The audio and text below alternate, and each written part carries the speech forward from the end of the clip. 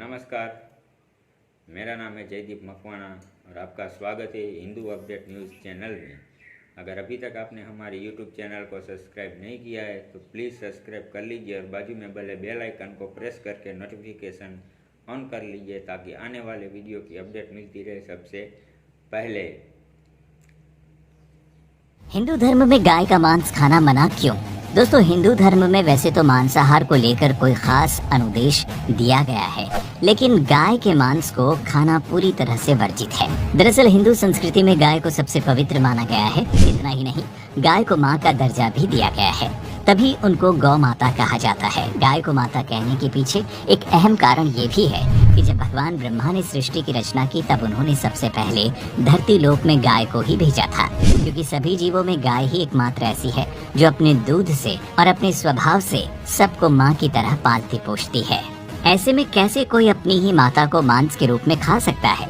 एक माँ को मार देना और फिर उसे खा लेना एक बिल्कुल ही अस्वीकार्य कृत्य है। जो अपने दूध से सभी का लालन पालन करती, उसको खाने के बारे में सोचना तक एक पाप है। दोस्तों, शुरू से ही ये मान्यता चली आ रही है कि गौ माता के हर एक अंग में देवी देवताओं का वास होता है, इसीलिए गाय को पूजनीय माना जाता है। जो व्यक्ति दूसरों के मांस से अपना मांस बढ़ाना चाहता है, उससे बढ़कर नीच और निर्दयी मनुष्य दूसरा कोई नहीं हो सकता। वहीं बता दें, गाय का मांस खाने वाले पापियों को नरक में कई तरह की यातनाओं का सामना करना पड़ता है। ऐसे लोगों को आग की नदी में फेंक दिया जाता है और जब तक वो बेहोश नहीं हो जाते तब तक उसी में पड़े रहने दिया जाता है। इसके बाद उन पापियों को जानवरों के बीच छोड़ दिया जाता है। वो सभी जानवर उन पापियों को चीर फाड़ कर खा जाते हैं। दोस्तों, एक मनुष्य का तन पाकर भी अगर किसी के अंदर दया न जागी तो कई करोड़ों जन्म तक ईश्वर उसे माफ नहीं करते, और जब तक ईश्वर माफ नहीं करता तब तक उसे दोबारा मनुष्य योनि में जन्म भी नहीं मिलता है। स्कंद पुराण के काशी खंड के 3 अध्याय में कहा गया है कि जो मनुष्य मांस खाता है उसके जीवन पर धिक्कार है। ऐसे मनुष्य को ना तो मृत्यु लोक में सुख मिलता है और ना ही मृत्यु के बाद दूसरे लोक में। इतना ही नहीं, स्कंद पुराण के अनुसार भगवान शिव उन लोगों की पूजा कभी स्वीकार नहीं करते जो लोग मांस मदिरा का सेवन करते हैं। गाय के मांस का सेवन करना तो बहुत बड़ी बात है।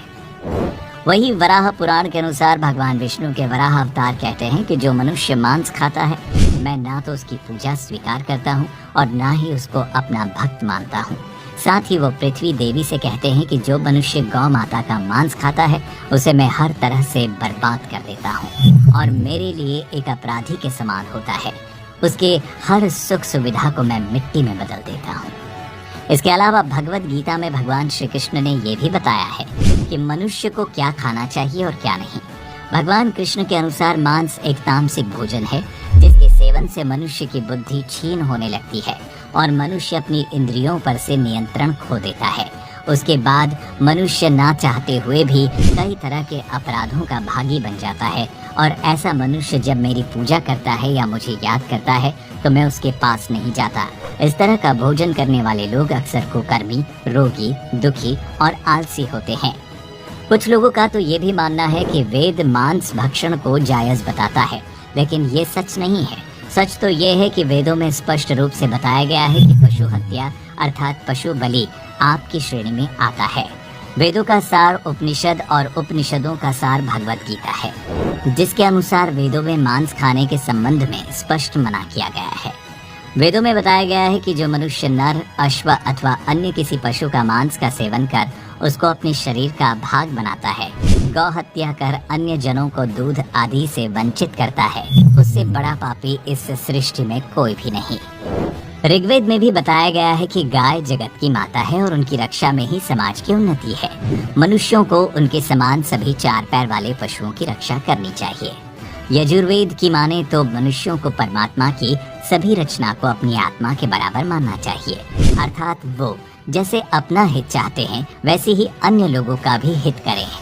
जबकि अथर्ववेद में मनुष्यों से कहा गया है कि चावल, दाल, गेहूं आदि खाद्य पदार्थ आहार के रूप में ग्रहण करना चाहिए।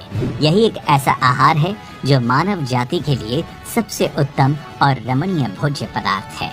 आपका इस तथ्य को लेकर क्या विचार है? नीचे कमेंट करके जरूर बताएं।